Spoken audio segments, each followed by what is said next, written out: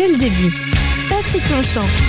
Bonjour à tous et à toutes, très heureux de vous retrouver comme tous les vendredis midi pour parler de solutions, pour parler d'acteurs du changement sur notre territoire de Loire-Atlantique. Et aujourd'hui, on va s'intéresser à un collectif qui s'est lancé il y a peu de temps puisque c'était pendant le Web Today à Nantes. Il s'agit de Naoned IA, c'est le collectif nantais de l'intelligence artificielle pour tous et notre invité c'est Francky Trichet. Bonjour Francky. Bonjour. Merci beaucoup d'être avec nous. Alors Naoned IA, Francky, vous en êtes, on va dire, à l'initiative, mais c'est aussi 30 entreprises du territoire qui se sont lancées dans cette aventure. Est-ce que vous pouvez nous expliquer quel est l'objectif de Naoned IA? Alors il y avait le mariage pour tous, maintenant il y a l'intelligence artificielle pour tous.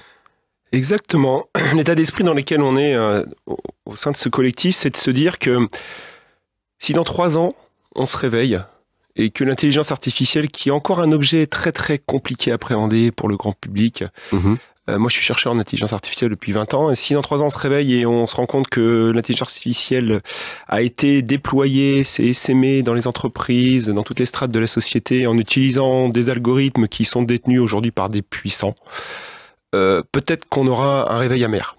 Et donc l'état d'esprit dans lequel on est aujourd'hui avec ce collectif, qui regroupe des startups bien connues sur le territoire et qui sont des makers, qui sont vraiment des gens qui ont les mains dans l'IA. On a des chercheurs aussi avec l'Université de Nantes, École Centrale. Ils ont les mains dans le code, avant il y avait les mains dans le cambouis, maintenant on a les mains dans le code, c'est ça? Exactement. Et surtout avec cette idée de se dire que il faut qu'on arrive à faire une intelligence artificielle alternative à ce qui existe aujourd'hui sur les solutions standards de Google, de IBM, et que quelque part on est en responsabilité, nous les makers, les gens qui font aujourd'hui l'IA, pour faire en sorte de se dire on peut faire un pas de côté et peut-être qu'on doit déployer une intelligence artificielle plus éthique, en tout cas qui respecte des codes, des valeurs. Ça veut dire quoi une intelligence artificielle? Parce qu'on le sait bien, dans le domaine de la robotique, finalement les règles de la robotique ont été posées très très tôt, d'ailleurs plutôt par un auteur de roman que par les scientifiques eux-mêmes, mais les scientifiques ont trouvé que cet auteur a été pertinent et donc on applique des règles à la robotique. Aujourd'hui dans l'IA, il n'y a pas vraiment de règles qui sont appliquées, et elles sont à définir encore, à charter. C'est exactement ça. Aujourd'hui, on n'a pas de manifeste assez, on va dire, clair, précis, sur lesquels il y a un consensus de tous les acteurs de l'IA, parce qu'il y a des gens qui veulent faire de l'intelligence artificielle pour faire du business, et si on contraint un peu trop, peut-être, des règles sur la vie privée, l'utilisation des données personnelles, on voit bien qu'il y a déjà une réglementation qui arrive, mais l'IA, il faut aller plus loin pour se dire que... Et donc là, en fait, j'aime bien l'expression de Stigler, qui est le pharmacon, c'est à la fois le remède et le poison.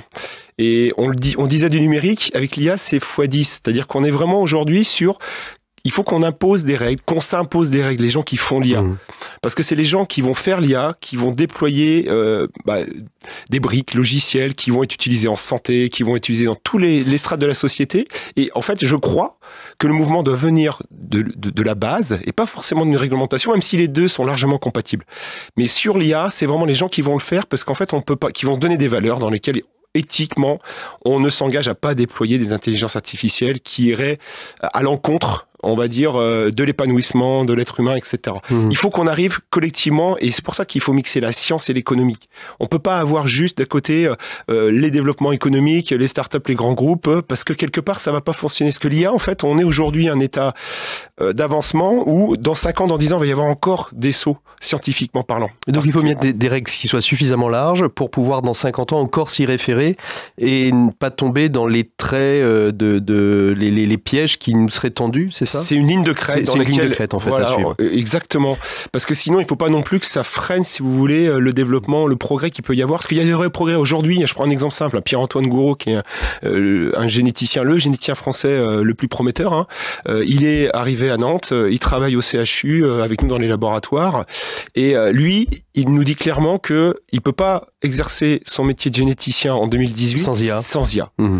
Et les progrès sont énormes. Là, on parle vraiment des progrès sur la santé des gens qui sont juste phénoménales et dans lesquels il y a encore un grand désert à découvrir. La problématique de l'IA, d'abord, c'est son nom en lui-même. C'est intelligence artificielle. On a tout de suite des images de robots qui vont dominer le monde parce qu'ils seront plus intelligents que l'homme. Ça, c'est l'aspect un petit peu science-fiction.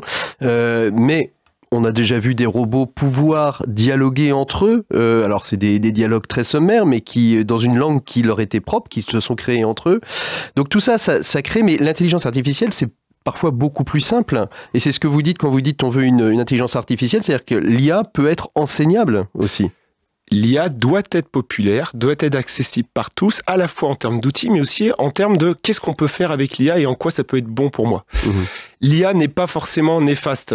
J'aime bien prendre cette réflexion. Je préfère une intelligence artificielle qu'une bêtise humaine. Et l'intelligence artificielle sera de toute façon... Une bêtise naturelle, c'est ça ? Moins forte que la bêtise naturellement humaine. Je pense qu'il faut revenir effectivement sur des choses très très basiques. L'intelligence artificielle aujourd'hui, beaucoup essayent de faire peur parce qu'ils ne savent pas exactement quels sont les tenants, les aboutissants. Évidemment, ça peut être extrêmement néfaste si on fait de la prédiction sur des choses qui, à un moment donné, va à l'encontre de vos données personnelles, de votre épanouissement et du progrès et des liens sociaux. Ceci étant, encore une fois, moi j'ai une vision plutôt optimiste. Et si on arrive à poser des règles, parce que effectivement, on a embarqué toute la communauté qui va faire l'IA, et pas celle qui doit prédire ou régir l'IA, je crois qu'on va gagner... pour effectivement le bien-être de l'humanité de façon globale. Est-ce que cette expression, ça paraît un petit peu... Non, mais quand même, mais on est sur ces enjeux-là. Il faut aussi avoir cette vocation de se dire que lorsqu'on lance un collectif comme Naoned IA, il y a aussi une volonté de changer le monde, même si on commence à le changer uniquement autour de soi dans un premier temps. Il y a des nouveaux jobs qui apparaissent, et on le disait tout à l'heure, Francky, avec la nouvelle législation sur la fameuse RGPD, qui permet aux entreprises, qui oblige les entreprises à se conformer à une réglementation européenne sur la protection des données personnelles. Il y a de nouveaux jobs qui apparaissent, le DPO, le Data Privacy Officer. Est-ce que finalement, pour faire passer le message, c'est pas ces DPO qui vont être présents obligatoirement dans les entreprises, qui auront ce poste un petit peu décalé par rapport à la direction, qu'il va falloir finalement former pour justement avoir ce regard extérieur et un petit peu en hauteur qui sera leur mission en fait? Ça sera forcément un médiateur et un accélérateur de la prise de conscience de la donnée et l'intelligence artificielle qui sont pour moi deux briques complètement fusionnelles. L'intelligence artificielle n'a de sens que effectivement si on a de la donnée massive. Parce qu'on l'alimente. Exactement. C'est quelque part une IA sans données, sans data, elle n'a pas de sens de fait. Et ce qui est intéressant effectivement aujourd'hui, c'est que les organisations, de façon très globale, les collectivités, les entreprises, vont prendre conscience parce que réglementairement ils sont obligés d'avoir en fait des médiateurs, comme vous le précisez, qui sont vraiment en fait pas rattachés à des services. On est vraiment sur quelque chose. Et même pas au patron, c'est-à-dire au dirigeant en tout cas. Exactement, il a presque un rôle, on va dire, d'ouverture vers la société pour engager son organisation, sa collectivité ou son entreprise à respecter effectivement la réglementation. Mais j'irai plus loin quelque part, c'est aussi, il a un rôle, on va dire, d'acculturation sur justement des principes éthiques, de moralité peut-être sur la donnée. Parce que la réglementation, c'est bien, je respecte pas. Mais pour moi, je pense qu'il va y avoir un effet d'accélération plus loin si c'est la bonne personne qui est choisie. Bien sûr. C'est pour ça qu'il faut aller chercher quelqu'un qui a ce sens de l'ouverture. Le DPO, le chef des données, on va dire, il a vraiment un rôle pivot dans l'entreprise. Et si beaucoup de chefs d'entreprise, d'organisations nous entendent, il faut choisir la bonne personne qui soit pas le technicien de la donnée. N'allez pas chercher dans les services, la DSI, les services peut-être informatiques. Plus le plus pragmatique, le besogneux qui creuse, qui est curieux. Exactement, le monde des ressources humaines aussi, le monde de l'organisation de l'innovation. Pas de technicien de la donnée, surtout pas. La donnée, c'est un projet politique. L'intelligence artificielle, c'est un projet politique et pas technique. Alors, on va terminer cet entretien. Juste, qu'est-ce qui va se passer avec Naoned IA? Parce que c'est bien, on lance un collectif, on fait une belle photo, mais les actions derrière, comment ça va se passer? Est-ce qu'on peut continuer à vous rejoindre? Comment on peut faire? Alors, Naoned IA, c'est un collectif très ouvert. Dès la rentrée, donc là, on a inauguré tout ceci au Web Today. C'est ouvert, c'est surtout l'idée, c'était de dire on part avec les makers et maintenant il y a déjà plein d'entreprises hier qui m'ont dit effectivement on aimerait rejoindre la dynamique parce qu'on croit qu'effectivement aujourd'hui vous allez mutualiser des moyens, on va mettre chacune des entreprises présentes ici va mettre un équivalent TP pour se dire on va travailler ensemble, on va mettre nos outils ensemble, surtout on va se dire une petite entreprise du BTP va se dire moi j'ai une problématique il y a ou pas, je viens vous voir pendant 3 heures et 3 jours, est-ce que vous pouvez m'aider à me dire ça existe, ça coûte pas cher, parce que c'est ça nous aussi, on veut rendre accessible, parce que des fois les gens ils se disent pour faire une intelligence artificielle, il me faut minimum 50 000 euros et puis un bac plus 40. Non. L'idée, c'est de se dire, attention, on veut démystifier, on veut rassurer, c'est du positif et surtout, on veut faire en sorte que dans 3 ans, toutes les entreprises entreprises nantaises et que des Naonédia, il y en a partout en France, qu'il y en ait à Lille, qu'il y en ait à Lyon. C'est bien la démarche descendante. Nous, on a une démarche plutôt ascendante. Et j'espère qu'il y aura plein de bébés Naonédia dans toutes les métropoles et les territoires ruraux, parce qu'il ne faut pas oublier. Exactement. Une très très belle définition. Naonédia, on vous souhaite plein de belles choses et plein de développement et plein de petits bébés partout sur le territoire. Merci beaucoup Francky Trichet d'avoir été l'invité de Ce n'est que le début. Nous, on se retrouve la semaine prochaine et j'ai bien l'impression que la semaine prochaine sera la dernière de notre saison.